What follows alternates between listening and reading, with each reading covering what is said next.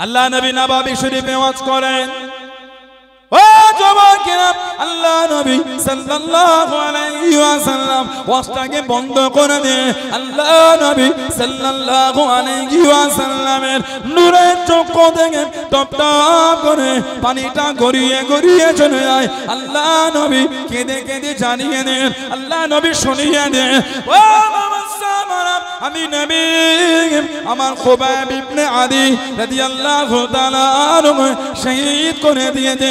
আমার খুবাইব ইবনে আদি রাদিয়াল্লাহু তাআলা আনহুকে মক্কা শরীফের তানঈম বনে জায়গায় মাথাটা নিচের দিকে পা দুটো কবর দিকে করে দড়ি দিয়ে কাটে দেবে, আমার খুবাইবকে ঝুলিয়ে দিয়ে দে। তোমাদের মধ্যে আছো বাবা, তোমাদের মধ্যে কেউ কি আছে বাবা? আমি নবী সাল্লাল্লাহু আলাইহি ওয়াসাল্লাম আমার খুবাইব ইবনে আদি রাদিয়াল্লাহু তাআলা আনহুকে তোমরা কি আনবে বাবা? তাকে কি আমার কাছে আনবে বাবা? ও যুবকেরা, হযরত মিকদাদ ইবনে আমর, হযরত জুবাইর ইবনুল আওয়াম রাদিয়াল্লাহু তাআলা আনহুমা দুজনে উঠে দাঁড়িয়ে গেলেন। হযরত মিকদাদ ইবনে আমর, হযরত জুবাইর ইবনুল আওয়াম রাদিয়াল্লাহু তাআলা আনহুমা জানিয়ে দেন, ইয়া রাসূলুল্লাহ, হাবিবাল্লাহ, আল্লাহ পাকের নবী সাল্লাল্লাহু আলাইহি ওয়াসাল্লাম হুজুর পেয়াদি মাফ করুন, আমরা দুজন যাব হুজুর। আল্লাহ নবী জানিয়ে দেন, ও বাবা মিকদাদ ইবনে আমর, ও বাবা জুবাইর ইবনুল আওয়াম রাদিয়াল্লাহু তাআলা আনহুমা, আমি নবী সাল্লাল্লাহু আলাইহি ওয়াসাল্লাম আমার খুবাইব ইবনে আদিকে মাথাটা নিচের দিকে করে পা দুটোকে এক জায়গায় দড়ি দিয়ে কাটে বেঁধে ঝুলিয়ে দিয়ে বাবা 40 জন কাফের ঘিরে ঘিরে পাড়া দিচ্ছে। তোমরা কি আনতে পারবে বাবা? তোমরা কি আনতে পারবে বাবা? ইয়া রাসূলুল্লাহ, হাবিবাল্লাহ, ইয়া রাসূলুল্লাহ, হাবিবাল্লাহ, আল্লাহ পাকের নবী আপনি যদি দোয়া করেন আমরা দুজন যাব। জোরে বলুন সুবহান, আর একটু জোরে বলুন সুবহান। আপনি যদি বলেন আমরা দুজন যাব, হুজুরের আরেকজন সাহাবীকে মাথার নিচের দিকে করে ঝুলিয়ে দিয়েছিল। উনি ছিলেন হযরতে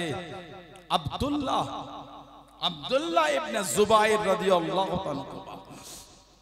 আবু বকর সিদ্দিক রাদিয়াল্লাহু তাআলা মেয়ের ছেলে, মেয়ের নাম ছিল হযরতে আসমা রাদিয়াল্লাহু তাআলা। ওনার ছেলের নাম ছিল আব্দুল্লাহ। জানার মুখে দুনিয়ার কিছু দিবার আগে আল্লাহর নবী সাল্লাল্লাহু আলাইহি সাল্লামের লালা শরীফ ওয়ালা খাজুর হুজুর ওনার মুখে দিয়েছিলেন। আরেকজনকে হুজুর দিয়েছিলেন, কে? হযরতে আব্দুল্লাহ ইবনে আব্বাস রাদিয়াল্লাহু তাআলা, আমার হুজুরের নিজের চাচাতো ভাই ছিলেন, যিনি ছিলেন সাহাবাদের মধ্যে সবথেকে জ্ঞানীদের মধ্যে একজন। আবাদিলায় আরবা চারজন আব্দুল্লাহর জন্য আল্লাহর নবী দোয়া করেছেন। আব্দুল্লাহ ইবনে আব্বাস রাদিয়াল্লাহু আনহুমা আমাদের হুজুরের হিজরাতের 3 বছর আগে জন্মগ্রহণ করেছেন। হুজুর যখন আল্লাহ পাকের পেয়ারা হলেন, বিশাল শরীফ লাভ করলেন, ওনার বয়স ছিল 13 বছর। আল্লাহর নবী ওই 13 বছর বয়স ওই অবস্থায় হুজুর ওনাকে লাকাব দিয়ে দিয়েছিলেন হিবরুল উম্মাহ। হিবরুল উম্মাহ, জাতির মেরুদণ্ড আল্লাহর নবী বলেছিলেন। জোরে বলুন। ওনার লাকাব হলো রাইসুল মুফাসসিরিন, সমস্ত মুফাসসির তাফসীর কারকদের সরদার উনি। আর বাহরুল উলুম, ইলমে সাগর বলা হয়েছে ওনাকে। জোরে বলা গেল না? 1660টা হাদিস শরীফ যিনি মুখস্থ মানে বর্ণনা করেন, 1660টা। ওনার থেকে আল্লাহর নবী সাল্লাল্লাহু আলাইহি ওয়াসাল্লাম 1660টা হাদিস শরীফ বর্ণনা হয়েছে। আব্দুল্লাহ ইবনে আব্বাস রাদিয়াল্লাহু তাআলা, উনি যখন জন্মগ্রহণ করলেন, ওনার মা ওই কমজোর অবস্থায় হুজুরের কাছে ছেলেকে কোলে নিয়ে গেলেন মায়ের দুধ পান করাবার আগে। হুজুরের কাছে গিয়ে ধরলেন, হুজুর চাচাতো ভাইয়ের মুখে ওই খাজুর চিবিয়ে লালা শরীফওয়ালা খাজুর হুজুর ওনার মুখে দিয়ে দিয়েছিলেন। জোরে বলবেন না? আর কি জোরে বলা গেল না? এত হাদিসের ক্ষেত্রে খেদমত। শেষ জীবনে খবর পেলে আল্লাহর নবী সাল্লাল্লাহু আলাইহি ওয়াসাল্লামের একটা হাদিস শরীফ ওই ব্যক্তির কাছে আছে। গরম রোদের দুপুর বেলায় ওনার বাড়ির বাইরে চলে গেল। আহা, আমাদের তো সবরটা কম। পীর ওলি আল্লাহওয়ালা ইমাম ইনাদের কাছে কোনো কাজে গেলে যদি বলে 5টা মিনিট বসো, আমাদের সবর হয় না। ভালো জিনিস পেতে গেলে ধৈর্য ধরতে হয়, ভালো জিনিস পেতে গেলে সবর করতে হয়। ইমাম দোয়া করছে, অত না সবর হয়ে যাচ্ছেন কেন? আপনি জানেন আল্লাহ পাক ভালোবেসে ওই দিনের দোয়াটা কবুল করে নেয়, আপনি না সবর হয়ে চলে যাচ্ছেন। মানে ঠিক না ভুল বলছি? একটি ইমাম দোয়া করলে ছাড়লে ভালো হয়, ওই কাজ আছে দোকানে খদ্দের রেখে এসেছি, আস্তাগফিরুল্লাহ। আপনি জানেন যদি আল্লাহ ভালোবেসে ওই দিনের দোয়াটা কবুল করেন, আপনি বঞ্চিত হয়ে গেলেন। কথা ঠিক না ভুল বলছি? ভালো জিনিসের না সবর হতে না। হযরতে আব্দুল্লাহ ইবনে আব্বাস রাদিয়াল্লাহু আনহুমা ওনার বাড়িতে গেলেন, ডাকলেন না।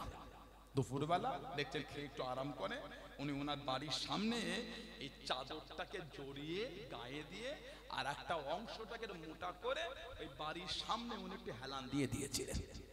আর মরুভূমিতে ঝড় উঠেছে, এই ঝড় উঠে বালুগুলো উড়ে উড়ে এসে ওনার গায়ে বালু ঢেকে নিয়েছে। আব্দুল্লাহ ইবনে আব্বাস রাদিয়াল্লাহু আনহু আমার হুজুরের নিজের চাচাতো ভাই। কিতাব এসেছে এই 13 বছরে হুজুরের কোনটা পছন্দ, কোনটা অপছন্দ, কোনটা ভালো কি, কোনটা হুজুরের কেমন কি, এই 13 বছরে উনি প্রত্যেকটা জিনিস বুঝে নিয়েছিলেন। মানে যেই উটে হুজুর সফর করতেন ওই উটে আব্দুল্লাহ ইবনে আব্বাস হুজুরের সাথে বসে থাকতেন। জোরে বলুন না সুবহানাল্লাহ। হুজুর বানিয়ে দিতেন আর আমার হুজুরের সাথে উনি রাত কাটাতেন। রাত্রে হুজুর নামাজে দাঁড়ালে হুজুর ওনাকে তুলে হুজুরের পাশে দাঁড় করাতেন। এক তারিখে আল্লাহ নবী ওযু করেছেন, উনিও ওযু করেছেন। আহা, হুজুর নামাজে দাঁড়াবেন, ইশারা করলে বলে আমার পাশে দাঁড়াও। আব্দুল্লাহ ইবনে আব্বাস রাদিয়াল্লাহু আনহু হুজুরের পিছনে গিয়ে দাঁড়ালেন। নামাজ পড়ে হুজুর বলে, কি ব্যাপার? বললাম পাশে দাঁড়াতে। ইয়া রাসূলুল্লাহ, আপনি আল্লাহর নবী, আমি আপনার কাছে দাঁড়াতে পারি? ইয়া রাসূলুল্লাহ, হুজুর আমি আপনার পাশে তো দাঁড়াতে পারি না। বিয়াদবি হবে বলে হুজুর আপনার পিছনটায় দাঁড়িয়েছে। আল্লাহর নবী এত খুশি হয়ে গেলেন। হযরত আব্দুল্লাহ ইবনে আব্বাসের জন্য আল্লাহর নবী মন খুলে দোয়া করে দিলেন। বলুন না সুবহানাল্লাহ, জোরে বলেন না সুবহানাল্লাহ। ওই ব্যক্তি যখন ঘুম থেকে উঠলেন ফ্রেশ হয়ে বাড়ির বাইরে এসে তাকে হুজুরের চাচাতো ভাই বাইরে আছেন আর বালু উড়ে উড়ে এসে উনার গাটা পুরো ঢেকে গেছে একদম। আহা, হযরতে আব্দুল্লাহ ইবনে আব্বাস উনি বললেন, কি ব্যাপার? আপনি আল্লাহর রাসূলের চাচাতো ভাই, আপনি আমার বাড়িতে এসেছেন আর আমাকে ডাকবেন না?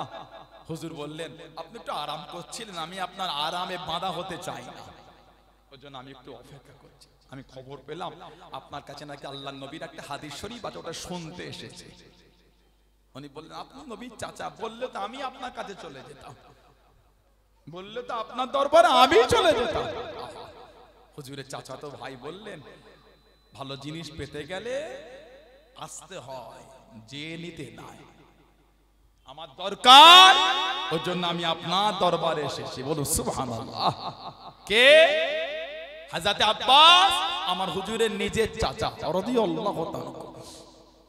উনি একটা ঘর করলেন, ঘর বুখারী শরীফে এসেছে। ওই ঘরটা দেখার জন্য আমার নবীকে উনি ডেকেছেন যে ইয়া রাসূলুল্লাহ, হুজুর এটা আপনি আমার ঘরে যাবেন, একটা ঘর করেছি, ছাদ দেওয়া ঘর।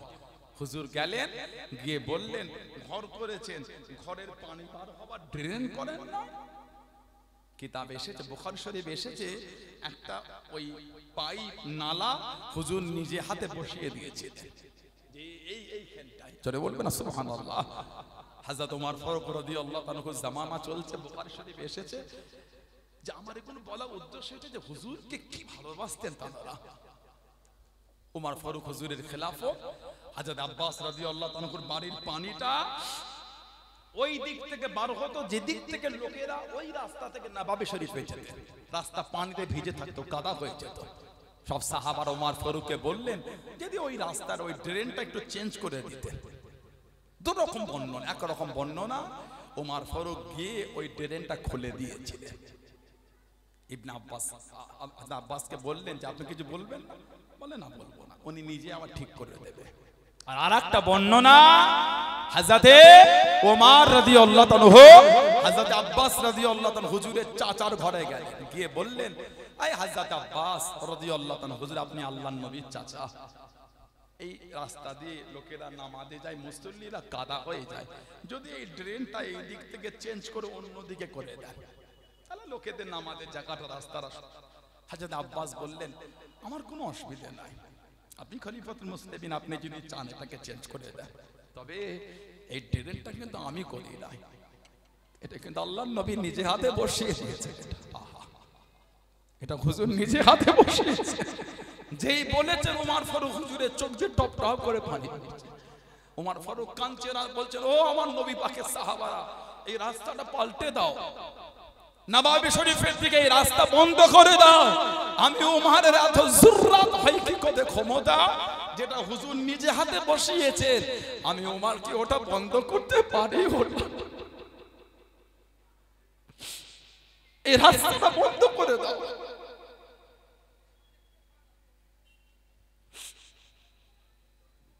যেটা আল্লাহর নবী নিজে হাত করেছে, আমি ওমর ওটা পরিবর্তন করতে পারবো না, আমি ওমরের এত ক্ষমতা নাই ওটা পাল্টে দেওয়া। ও আমার নবী সাহাবারা, এই রাস্তা পাল্টে দাও, রাস্তা অন্য দিক দিয়ে করে দাও। হুজুরের হাতে করে বসানো ড্রেন পাল্টানো হবে না। জোরে বলুন না সুবহানাল্লাহ। আর একটু জোরে বলা গেল না সুবহানাল্লাহ। এটা ছিল হুজুরের মহব্বত, এটা ছিল সাহাবাদের হুজুরকে মানা। হযরতে আব্দুল্লাহ ইবনে জুবাইর রাদিয়াল্লাহু তাআলা, হযরতে আসমা রাদিয়াল্লাহু তাআলা আনহা ছেলে উনি, ওনাকে শহীদ করেছিল হাজ্জাজ বিন ইউসুফ। শহীদ করে দুরকম বর্ণনা, একরকম বর্ণনা এই মাথাটাকে কেটে খানচাই করে দিয়ে হযরতে আসমার কাছে পাঠিয়েছিল। পাঠিয়ে বলেছিল তোমার আব্দুল্লাহকে কেমন লাগছে একটু দেখো। আর একটা বর্ণনা, কাবা শরীফের গায়ে ওনার মাথাটার নিচের দিকে করে কাবা শরীফের গায়ে ঝুলিয়ে দিয়েছিল। আর বলেছিল হযরতে আসমা আমার কাছে যতক্ষণ মাপ না চাইবে এই লাশ ওখান থেকে নামবে না। দুদিন কেটে গেল, হযরত আসমা রাদিয়াল্লাহু তাআলা কাঁদতে কাঁদতে ঘর থেকে বার হয়ে গেল। ছেলের মাথার নিচের দিকে মা গিয়ে ছেলের লাশে থেকে হাত বোলাচ্ছে। আর কেঁদে কেঁদে বলছেন এখনো কি সময় হলো না? আল্লাহর দ্বীনের সৈন্যদের ঘোড়ার পিঠ থেকে নাবার কি এখনো টাইম হলো না? হাজ্জাজ বিন ইউসুফকে সৈন্যরা বলল পরিবেশ উত্তেজিত হয়ে গেছে, ওনার লাশটা নামিয়ে দেন। ওই নালায়েক ভয়ে হুজুরের লাশ নামিয়েছিল। মিকদাদ ইবনে আমর আর জুবায়ের ইবনুল আওয়াম মিনারা দুজন গেলেন। কে? মিকদাদ ইবনে আমর। আল্লাহ নবী খন্দকে জমিনে চলে গেলেন। ও যুবকেরা, ও আমার মুরব্বি বাবারা, মায়েরা, বোনেরা, মহিলা, আল্লাহ নবী সাল্লাল্লাহু আলাইহি ওয়াসাল্লাম খন্দকে জমিনে চলে গেলেন। সাহাবাদের কোলে গর্ত খুঁড়তে শুরু করে দেন। আল্লাহ নবী সাল্লাল্লাহু আলাইহি ওয়াসাল্লাম নিজে মাথায় করে সাহাবাদের কাঁধে কাঁধ মিলিয়ে মাটিটা বওয়া শুরু করে দেন। মাটিটা বইতে চালু করে দেন। হযরত মিকদাদ ইবনে আমর কাঁদতে কাঁদতে ঘরে চলে গেলেন। একটা পাত্রতে অল্প একটু দুধ ছিল, ওই দুধটাকে নিয়ে আল্লাহ নবী সাল্লাল্লাহু আলাইহি ওয়াসাল্লামের কাছে দেখি দাঁড়িয়ে গেলেন, পাশে দেখি দাঁড়িয়ে গেলেন। ইয়া রাসূলুল্লাহ, হাবিবাল্লাহ, আল্লাহ পাকের নবী সাল্লাল্লাহু আলাইহি ওয়াসাল্লাম, হুজুর বিয়াদি মাফ করুন, গুস্তাখিটা ক্ষমা করুন, আপনারা তো কষ্ট আর সহ্য করতে পারি না, হুজুর বিয়াদি মাফ করুন, আপনি আমাদের কাঁধে কাঁধ মিলিয়ে মাথায় করে হুজুর মাটিটা বওয়া শুরু করে দেন। ইয়া রাসূলুল্লাহ, হাবিবাল্লাহ, হুজুর এই দুধটা একটু পান করে নেন। আল্লাহ নবী ওই ছোট্ট জায়গাতে দুধের পাত্রটা নিয়ে একটা উঁচু জায়গায় দাঁড়িয়ে গিয়ে আল্লাহ নবী সাহাবাদের ডাক দিয়ে দিয়ে, ও বাবা সাহাবারা, আসো আসো, তোমাদের ভাই হযরত মিকদাদ ইবনে আমর পাত্র করে দুধ এনেছে, সবাই মিলে চলে আসো, সবাই মিলে একসাথে পান করি। জনে বলুন সুবহান, আর একটু জনে বলুন সুবহান। উনি লুকিয়ে দিয়েছেন হুজুরকে, আপনি একটু খান। আর আল্লাহর নবী ওই পাত্র উঁচু জায়গায় দাঁড়িয়ে বলছেন সবাই চলে এসো। কম বেশি ১৫০০ সাহাবা ওই একটা ছোট্ট পাত্রের দুধ সবাই মিলে পান করলেন। আল্লাহ পাক বরকত দিয়ে দিলেন। জোরে বলুন, বললেন আলহামদুলিল্লাহ। মিকদাদ ইবনে আমর কে? ইসলামের দ্বিতীয় হিজরি প্রথম যুদ্ধ বদর। 313 জন সাহাবা। আল্লাহ নবী সিজদায় পড়ে কাঁদছেন, পাশে গিয়ে দাঁড়ালেন, আরেকজন দাঁড়ালেন, ওনার নাম হযরত আব্দুর রহমান ইবনে আউফ রাদিয়াল্লাহু তাআলা আনহু, যিনি সাহাবাদের মধ্যে সবথেকে ধনী। সুবহানাল্লাহ বলেন। সাহাবাদের মধ্যে সবথেকে ধনী হলেন আব্দুর রহমান ইবনে আউফ রাদিয়াল্লাহু তাআলা আনহু। যুবক ভাইয়েরা আছেন, গুগলে গিয়ে সার্চ দেবেন, বর্তমান গোটা পৃথিবীর যিনি ধনী, নাম কি বলেন? Elon Musk. গোটা পৃথিবীর যিনি ধনী, ওনার নাম ইলন মাস্ক। আব্দুর রহমান ইবনে আউফ হুজুরকে আল্লাহ পাক এই ইলন মাস্কের থেকেও 7 থেকে 8 গুণ মাল আল্লাহ সাহাবীকে বেশি দিয়েছিলেন। আলহামদুলিল্লাহ বললেন না? আহা, উনি ইন্তেকাল হলেন, এত সোনা রেখে গেছিলেন, গোল্ড, জাহাব মানে সোনা আরবিতে, এত গোল্ড রেখে গেছিলেন, ফজরের সময় কুরুল দিয়ে কাটা শুরু হয়েছিল, জোর হয়ে গেছে, সোনা কেটে এখনো শেষ হয়নি, যারা কেটেছিল হাতে ফুসা উঠে গেছিল, এত গোল্ড। হিজরত করে মদিনা শরীফে গেলে এত জমিদার মক্কা শরীফ থেকে মদিনা শরীফে এসে একটা খড়ের কুটি বলতে আনেননি, সব ছেড়ে চলে এসেছে। কেন? আল্লাহ আল্লাহ রাসূলের ভালোবাসায়। ওনাকে বলা হয় সাহেবুল হিজরাতাইন, 2 হিজরাতের অধিকারী উনি। প্রথম হিজরত করেছিলেন ইথিওপিয়া, আবিসিনিয়া, হাফসা, নাজ্জাসি বাদশার ওখানে। কদিন থেকে ছিটকে চলে এসেছিলেন, হুজুর আপনাকে ছাড়া থাকতে ভালো লাগছে না, আপনার জন্য অন্তরটা জ্বলছে, বলুন না সুবহানাল্লাহ। হুজুরের দরবারে এলেন, আল্লাহ নবী সাল্লাল্লাহু আলাইহি ওয়াসাল্লাম কম বেশি 80 জনের কাফেলা ওনাকে মদিনা শরীফে পাঠালেন। আব্দুর রহমান ইবনে আউফ একটা কুটি বলতে উনি নিয়ে যাইলেন। হুজুর গিয়ে মদিনা শরীফে সাহাবাদের বলা হয় আনসারী সাহাবা, মানে সাহায্যকারী সাহাবা, আর মক্কা শরীফে সাহাবাদের বলা হয় মুহাজির, মানে হিজরতকারী সাহাবা। এই আনসারী সাহাবী একজন, মুহাজির সাহাবী একজন, দুজনের মধ্যে হুজুর ভাই হিসাবে হুজুর ইস্তা করে দিলেন। এই আনসারী সাহাবা তোমাদের মান এই মুহাজির সাহাবাদের দাও, অর্ধেক অর্ধেক সব দিয়েছিল, উলামা হযরত সবাই জানে। আব্দুর রহমান ইবনে আউফ হুজুরের সঙ্গে জানার ভাই হুজুর বানিয়ে দিলেন সম্পর্ক। উনি বলে আমার অর্ধেক মারলাম, উনি বললেন লাগবে না, খালি আপনি আমাকে দেখিয়ে দেন বাজার কোনটা, তারপর আমি দেখে নিচ্ছি। আল্লাহ ওনাকে এত উত্তম বুদ্ধি দিয়েছিলেন, বলুন সুবহানাল্লাহ। মদিনা শরীফে কি যে পাথরটা তুলতেন, পাথর তুলতেন হুজুরের ওসিলা দিয়ে, হুজুরকে বরকত ধরে তুলতেন আর বলতেন আল্লাহ আপনার হুজুরের ওসিলায় বরকত, এই পাথরের নিচে সোনা পায়, যে পাথরটাই তুলতেন ওই পাথরের নিচে সোনা পেতেন। যদি বললেন সুবহানাল্লাহ। এত দিনার রেখে গেছিলেন, স্বর্ণ মুদ্রা, আশরাফি, এত রেখে গেলেন।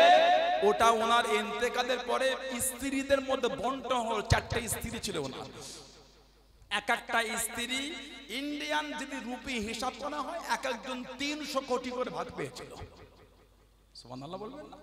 উট, দুম্বা, ভেড়া, ছাগল, এ তো ছিলই। খাজুরের বাগান 50,000 দিনার, এই 50,000 দিনারের একটা খাজুরের বাগান উনি ইন্তেকালের আগে নবীর আহলে বায়ত, নবীর আওলাদদের জন্য উনি রেখে গিয়েছিলেন।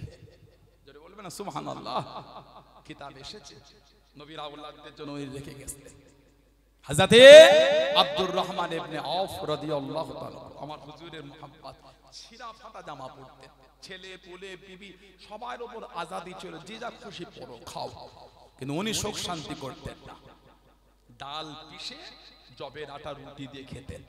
ওনাকে বলতো উনি আমি হুজুরকে এইভাবে খেতে দেখেছি, আহা, জীবনে কোনোদিন মন ভরে গোস্ত খান না, গোস্ত মুখের কাছে তুলো মাঝে মাঝে নামিয়ে দিতেন। সাথী সঙ্গীরা বলতেন, উনি কেঁদে কেঁদে বলতেন আমি আমার হুজুরকে কোনোদিন পেট ভরে গোস্ত খেতে দেখি না। আহা, বলে সুবহানাল্লাহ, জোরে বলা গেল না? আল্লাহ নবী ইসলামের জন্য চলে গেলেন। ও যুবকেরা, আল্লাহ নবী সাল্লাল্লাহু আলাইহি ওয়াসাল্লাম ইসলামের প্রথম যুদ্ধ দ্বিতীয় হিজরিতে চলে গেলেন, বদরের জমিনে দাঁড়িয়ে গেলেন। আল্লাহ নবী সাল্লাল্লাহু আলাইহি ওয়াসাল্লাম সিজদায় পড়ে গিয়ে জাল জাল করে কাঁদেন, চোখে পানি ফেলে ফেলে কাঁদেন। ও নবী আল্লাহ, আজকে দিনে যদি এখানে যায় দিন মানার কেউ থাকবে না, আপনার ওয়াদানিয়াত মানার কেউ থাকবে না, আমি নবী আমাকে মানার কেউ থাকবে না, ইসলামের ঝান্ডা ধরার কেউ থাকবে না। ও রব্বি আল্লাহ পাক আজকে দিনে যদি ঘেরে যায় মুসলমান বলে কেউ থাকবে না। হযরত আব্দুর রহমান ইবনে আউফ রাদিয়াল্লাহু তাআলা আনহু আল্লাহ নবী সাল্লাল্লাহু আলাইহি ওয়াসাল্লামের পাশে দাঁড়িয়ে দাঁড়িয়ে চোখ ভরা পানি লেখালেন, ইয়া রাসূলুল্লাহ হাবিবাল্লাহ, ইয়া রাসূলুল্লাহ হাবিবাল্লাহ, আল্লাহ পাকের নবী শরীরের মধ্যে এক ফোঁটা রক্ত থাকা পর্যন্ত আপনাকে রেখে যাব না। হযরত আব্দুর রহমান ইবনে আউফ রাদিয়াল্লাহু তাআলা আনহু মাথা থেকে পা পর্যন্ত ওনার 31 জায়গায় তলোয়ারের আঘাত, 31 জায়গায় তীরের আঘাত লেগে গিয়েছে। তারপরও দাঁড়িয়ে দাঁড়িয়ে বলেন, ইয়া রাসূলুল্লাহ হাবিবাল্লাহ শরীরের মধ্যে এক ফোঁটা রক্ত থাকা পর্যন্ত আপনাকে রেখে যাব না। জনে বলুন সুবহান, আর একটু জনে বলুন সুবহান। ও জামাকিরাম, হযরত মিকদাদ ইবনে আমর রাদিয়াল্লাহু তাআলা আনহু আল্লাহ নবী সাল্লাল্লাহু আলাইহি ওয়াসাল্লামের কাছে দেখে দাঁড়িয়ে গেলেন। আল্লাহ নবী জান জান হয়ে গেলেন।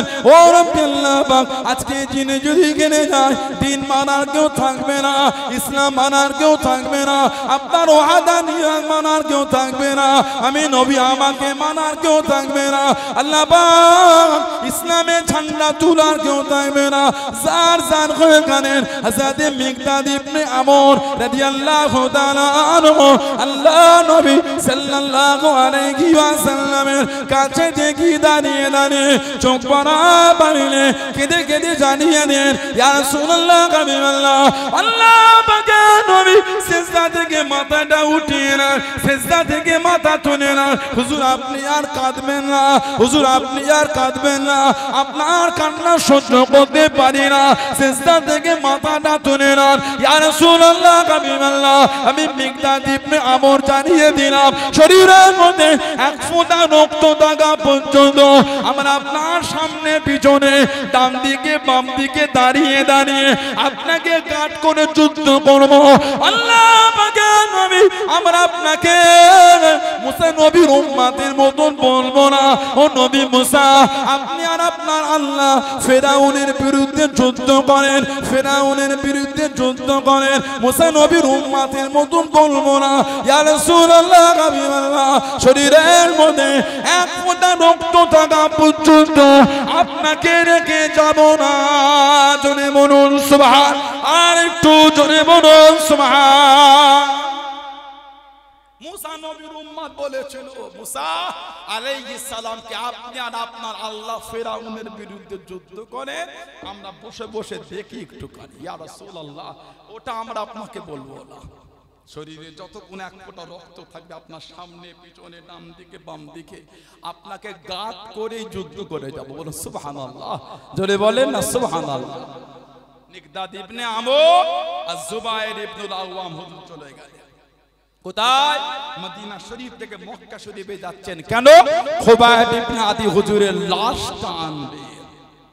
রাত্রিরে সফর করতেন, দিনে লুকিয়ে থাকতেন। কিতাব এসেছে লাশের কাছে চলে গেল, দূর থেকে লাশটা দেখতে পাচ্ছে 40 জন কাফের হুজুরের লাশটাকে ঘিরে পাহারা দিচ্ছে। আহা, আল্লাহর হুকুম হয়ে গেল 40 জন কাফের একসাথে জমিনে বেহুশ হয়ে গেল। সুবহানাল্লাহ, জোরে বলা গেল না?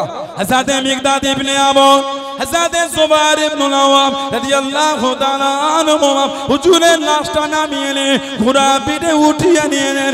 ও জওয়ানকে মদিনা শরীফে থেকে রওনা হয়ে গেলেন, কিছুটা আগিয়ে গেলেন। 40 জন কাফেরের হুঁশখানা ফিরে গেল, হুজুরের লাশটাকে দেখতে পেল না, হুজুরের লাশটাকে ঝুলন্ত অবস্থায় পেল না। ঘোড়ার পায়ের ছোপ থেকে পিছনে বার হয়ে গেল।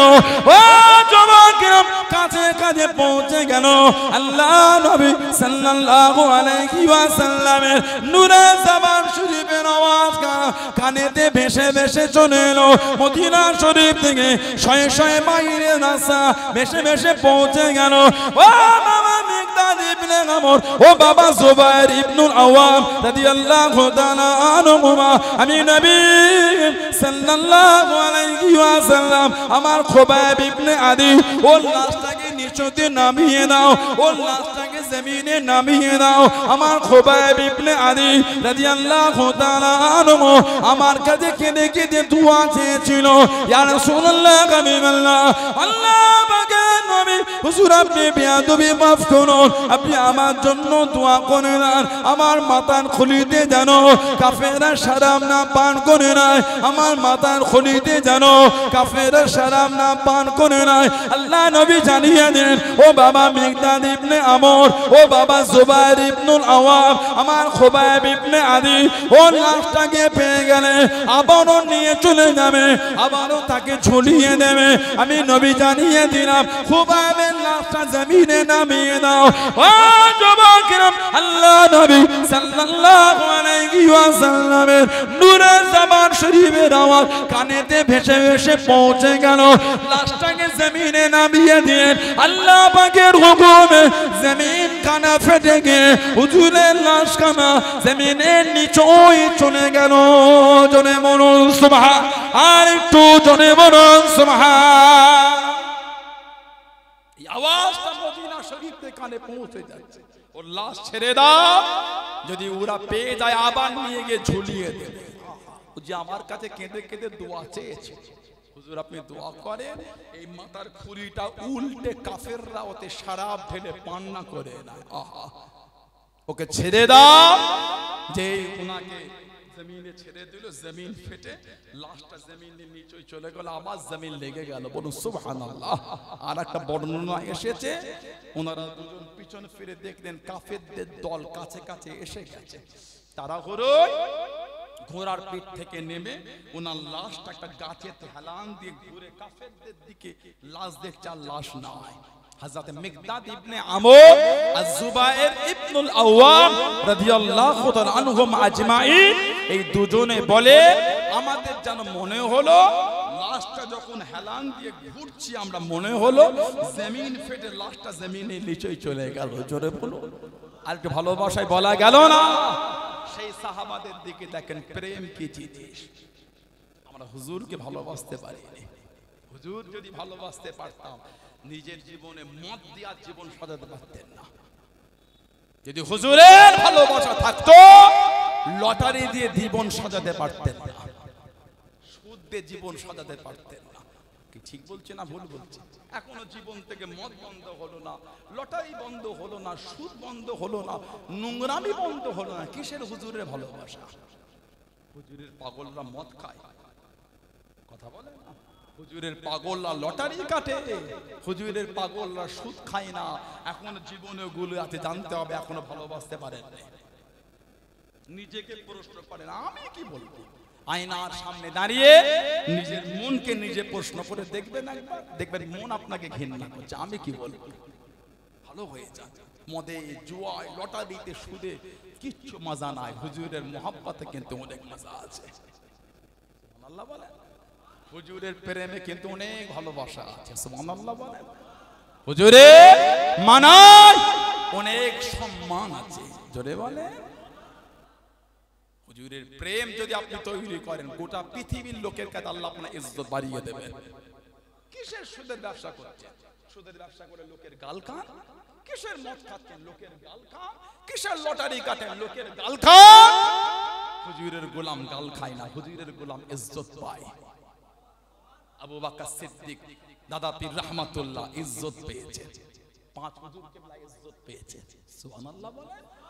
বড় বড় আউলিয়া کرام ওনারা ইজ্জত পেয়েছেন। বসিয়াতে হযরত শাহ আলী হুজুর ইজ্জত পেয়েছেন, বারাসাতে একদিল শাহ হুজুর ইজ্জত পেয়েছেন, হারোয়া পীর গোরাচাঁদ আব্বাস আলী গাজী হুজুর ইজ্জত পেয়েছেন, দেগঙ্গা রায়কোলা হযরত হাসান বাগদাদি হুজুর ইজ্জত পেয়েছেন, খাজা মাইনুদ্দিন চিশতি হুজুর ইজ্জত পেয়েছেন, বাহাউদ্দিন নকশবন্দ হুজুর ইজ্জত পেয়েছেন, মুজাদ্দিদ ফিসানি হুজুর ইজ্জত পেয়েছেন, বড় পীর আব্দুল কাদের জিলানী রাহমাতুল্লাহ ইজ্জত পেয়েছেন, নিজামউদ্দিন আউলিয়া কুতুবউদ্দিন বখতিয়ার কাকি শাহ বাকি বিল্লাহ রাহমাহুমুল্লাহ তানারা ইজ্জত পেয়েছেন, শরীফ ফতি আলী বাইসি হুজুর ইজ্জত, ইমাম আবু হানিফা, ইমাম শাফি, ইমাম মালিক, ইমাম আহমদ ইবনে হাম্বল রাহমাহুমুল্লাহ ওনারা ইজ্জত পেয়ে গেছেন। বাদশা আকবর কিন্তু ইজ্জত পায়নি। আজও বাদশা আকবর গাল খায়, আবু হানিফা হুজুর গাল খায় না। আবু হানিফা হুজুরের সম্মান আল্লাহ দিয়েছেন। জোরে বলেন, কথা ঠিক বলছি না ভুল বলছি? ইনারা ইজ্জত পেয়েছেন কারণ আল্লাহ আল্লাহর রাসূলকে এইখানে জায়গা দিয়েছেন। আপনিও দিয়ে দেখেন একবার, আপনার জীবনটাই পাল্টে যাবে। আল্লাহ আমাদের করে হুজুরের পাগল বানিয়ে না, বলেন আমিন, জোরে বলবেন আল্লাহুম্মা আমিন। আমার ভাইয়েরা বাপজানেরা ভালো হয়ে যান, নিজের জীবনটাকে পরিবর্তন করেন।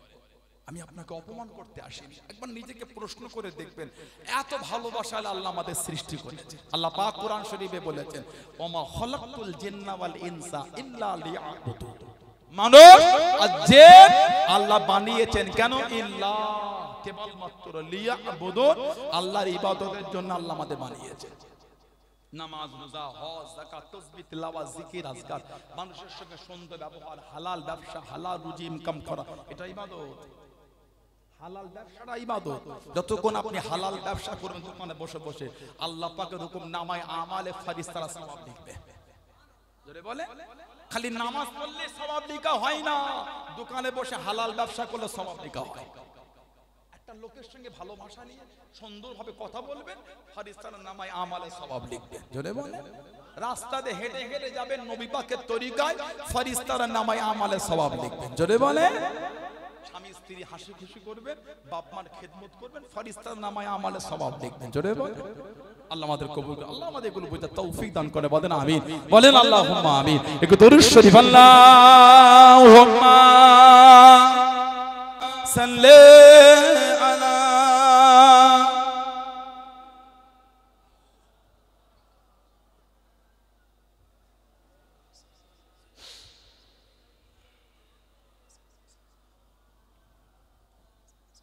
আমার ভাইয়েরা, বাপজানেরা, ছেলেরা, যুবকেরা, মুরব্বীরা, মায়েরা, মেয়েরা, বোনেরা, মহিলারা, ভালো খান, শরীয়তের মধ্যে আসেন, মনটা ভালো করে দেন।